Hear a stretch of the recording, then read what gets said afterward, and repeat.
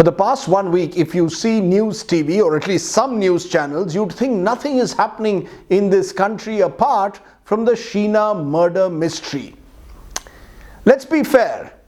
The Sheena story is truly a made-for-television story, full of twists and turns, full of drama, full of sleaze, some would say, full of intrigue.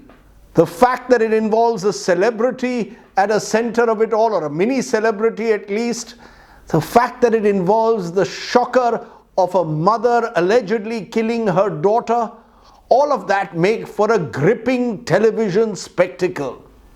And you and I, the viewers, are at one level voyeurs, wanting to know a little bit more on this story. Yes, some would argue that page 3 has come on page 1, but let's be clear. The Sheena story is a page 1 story, and it is a story that is riveting. The question that I want to raise is of proportion. In our focus on the Sheena story, are we going to forget all else that is happening in this country? Just take a look at what's been happening in the last 24 hours. The Sensex is down, GDP figures are low, a Kannada scholar has been killed in broad daylight. In Manipur, the homes of ministers and MLAs have been torched. These are all important stories. Should they not be tracked? Should they not also get their due coverage? Or are we going to say that Manipur is simply too distant and therefore we will not cover it?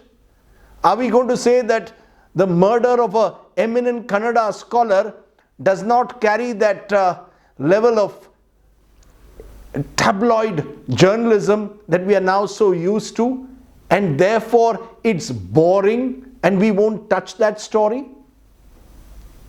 The fact that GDP growth rates are down, should we not be asking some questions on that? My point is that I think we now need to realize that a 24/7 channel is a thali. In a thali, you get various kinds of food. The choice at the end should be that of the viewer, what he or she wants to watch or eat in the case of a thali. But if you only put masala in the thali and you forget the dal, roti and chawal of news, then we are facing a serious crisis. To my mind personally, the murder, the killing of Professor Kalburgi is just as important, in fact far more important from an all India context than the story of Sheena. The Sheena story will play its course. As I said, it's a riveting story, it's a dramatic story, it's a bestseller story.